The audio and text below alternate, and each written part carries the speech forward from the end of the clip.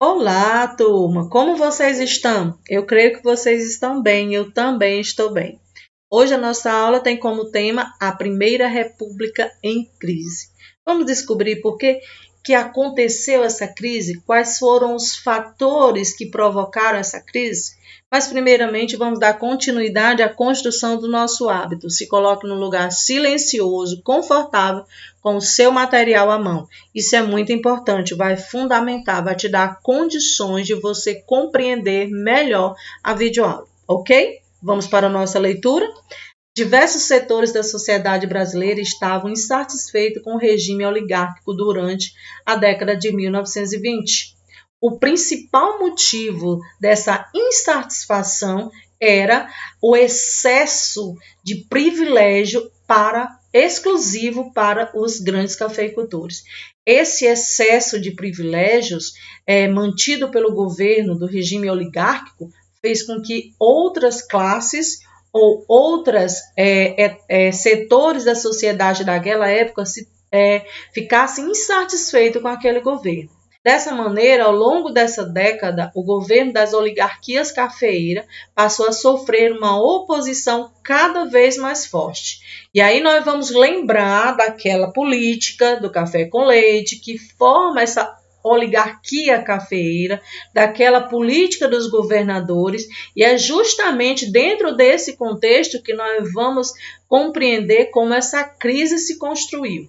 E um dos primeiros grupos a se mostrar insatisfeito foi os militares. E aí vamos descobrir o tenentismo. Na primeira metade da década de 20, diversas revoltas foram organizadas por oficiais do exército.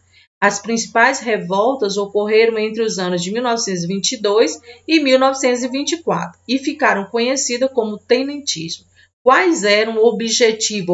era o objetivo do tenentismo?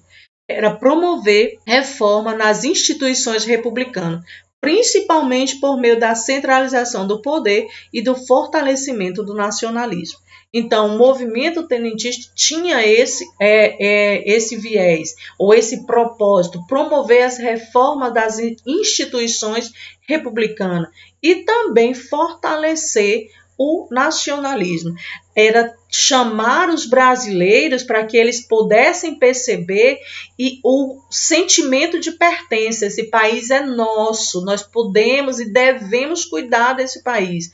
O movimento tenentista teve esse viés de chamar a atenção da população para aquilo que era dele, que é da população, ok? Vamos avançar. A coluna Prestes. Outro movimento formado também por militares. A coluna Prestes foi um outro movimento de contestação ao governo oligárquico, formado em sua maior parte por militares de médio e baixo escalão.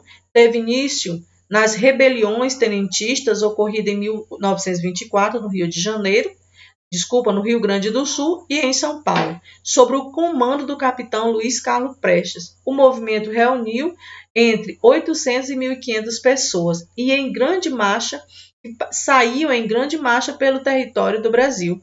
Percorreram mais de 24 mil quilômetros entre os anos de 1925 e 1927. Essa marcha tinha o objetivo de estimular outras unidades militares do país e também se revoltarem a se juntarem ao movimento para assim retirar o presidente Arthur Bernardes do seu cargo e assumir o poder político do Brasil. Ou seja, a coluna Prestes foi uma marcha onde os militares eles iam adentrando o território brasileiro para chamar a atenção de outros militares, justamente para que colocasse fim àquele governo, para que houvesse uma mudança.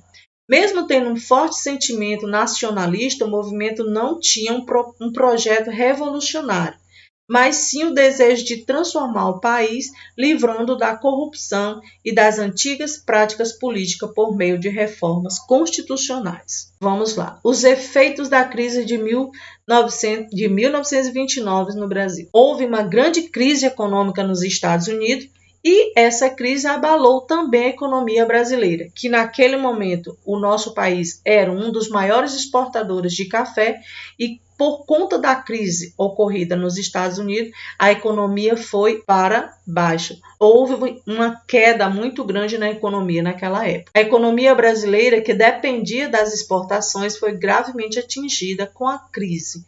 Houve diminuição do consumo de produtos brasileiros, como café, em diversos países. Além disso, os produtos brasileiros passaram a ter um preço mais baixo, levando parte dos grandes agricultores brasileiros à falência. Ou seja, todo aquele, vamos dizer assim, aqueles grupos, ou aquele grupo mais privilegiado nos governos oligárquicos, e naquele momento, por conta da crise nos Estados Unidos, ela sofreu um dos maiores quedas.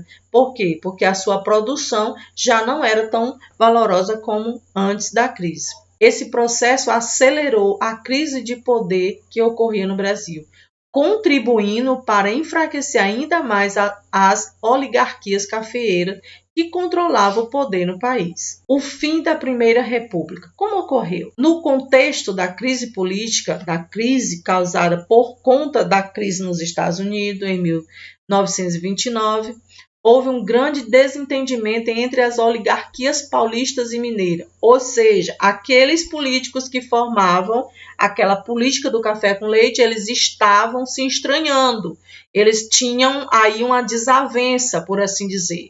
Como vimos, o acordo existente entre esses grupos, conhecido como política do café com leite, era de que ambos se revezariam ao lançar um candidato à presidência da República. Assim, o presidente paulista Washington Luiz deveria apoiar um político mineiro para as eleições presidenciais, que ocorreram em 1930. Porém, contrariando aquele acordo, aquela política, ele indicou o paulista Júlio Prestes como candidato. Dessa maneira, a oligarquia mineira rompeu com a oligarquia paulista e formou a Aliança Liberal. A formação dessa aliança, ela se deu por conta, aliás, a aliança se uniu às oligarquias do Rio Grande do Sul e da Paraíba. Essa aliança lançou como candidato à presidência o gaúcho Getúlio Vargas, tendo como vice o paraibano João Pessoa. Diversos setores descontentes com a antiga política promovida pelas oligarquias cafeeiras passaram a apoiar a Aliança Liberal. Ou seja, aqueles grupos que eram contrários ou que não aceitavam as propostas da política do café com leite, eles passaram a apoiar a Aliança Liberal. Porém, em 1930, Júlio Prestes venceu a eleição. Revolução de 30. Após a vitória do candidato paulista, membro da Aliança Liberal, passaram a contestar o resultado das eleições, acusando a ocorrência de fraude. Ou seja, quando o candidato paulista ganhou, os membros da aliança passaram a discordar daquela vitória e disseram que houve fraude naquelas eleições. Poucos meses depois, em julho de 1930, João Pessoa foi assassinado, agravando ainda mais a situação. Membros da Aliança Liberal acusaram a oposição pela morte do político, causando forte comoção popular. Além disso, usaram o assassinato como justificativa para articular um golpe contra o governo. Após unir grande parte dos militares brasileiros em torno da causa, o golpe foi iniciado. Esse movimento armado ficou conhecido como Revolução de 1930. Houve confronto em alguns estados do país, como Rio Grande do Sul, Minas Gerais e Pará. Porém, rapidamente os revoltosos conseguiram a vitória.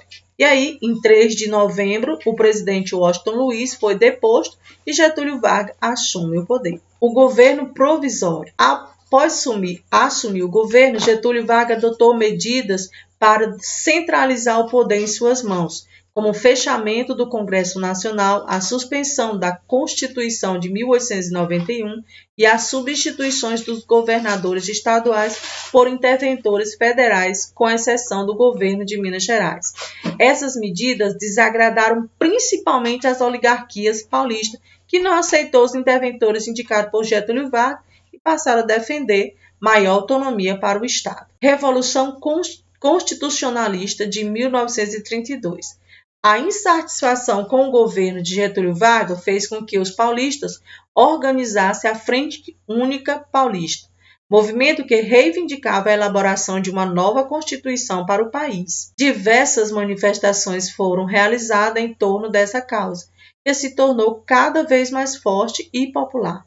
Ou seja, a insatisfação com o governo por conta das suas medidas arbitrárias fez com que os paulistas se reunissem e se organizassem em um movimento chamado Frente Única Paulista, justamente para chamar a população para que aquele governo fosse posto fim. Vamos lá. Assim, em 9 de julho de 1932, após vários meses de intensa agitação política, teve início uma revolta armada que ficou conhecida como Revolução Constitucionalista. Os conflitos armados duraram cerca de 3 meses. Os paulistas foram derrotados, mas obtiveram de Getúlio Vargas o compromisso de convocar eleições para a elaboração de uma nova Constituição. A Constituição de 1934. Como foi elaborada? Como foi a população teve participação? É justamente sobre isso que nós vamos estudar agora. Em julho de 1934 foi promulgada a nova Constituição Republicana, que apresentou importantes avanços em relação à anterior. Entre outras questões, ela regulamentou a jornada de trabalho de 8 horas, que antes era uma jornada de trabalho exaustiva, e o salário mínimo garantiu também o voto secreto e o direito de voto das mulheres, além de estabelecer o ensino primário gratuito e obrigatório. A participação feminina na política. A partir do momento que a mulher ela ganha o direito de votar, a sua participação dentro da política ela começa a aparecer de uma forma bem acanhada, por assim dizer, mas efetiva. A luta organizada pelos direitos das mulheres já existia no Brasil desde o final do século XIX, ganhando maior força nas primeiras décadas do século XX. A principal reivindicação das mulheres nesse período era a igualdade de direito em relação aos homens. Assim, a questão do voto se tornou uma das causas centrais dessa luta. Em 1910, após diversos anos de mobilização, exigindo o direito de as mulheres terem maior participação na política, a professora Leopoldina Dalto fundou o Partido Republicano Feminino. Em 1917, ela organizou uma passeata no município do Rio de Janeiro com o objetivo de estimular o debate sobre o voto das mulheres.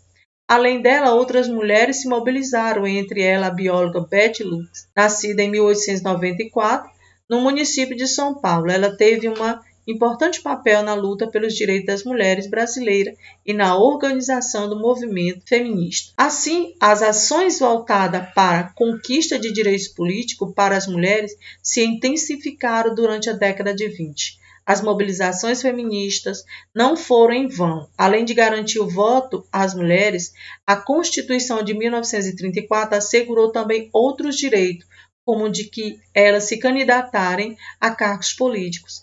Esses direitos já existiam como decretos desde 1932, mas ainda não faziam parte da Constituição.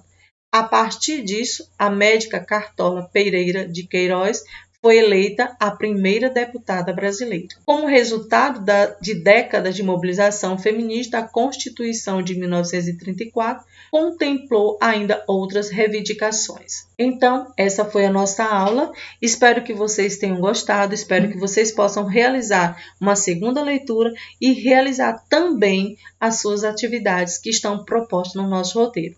Então, turma, beijos e até a próxima!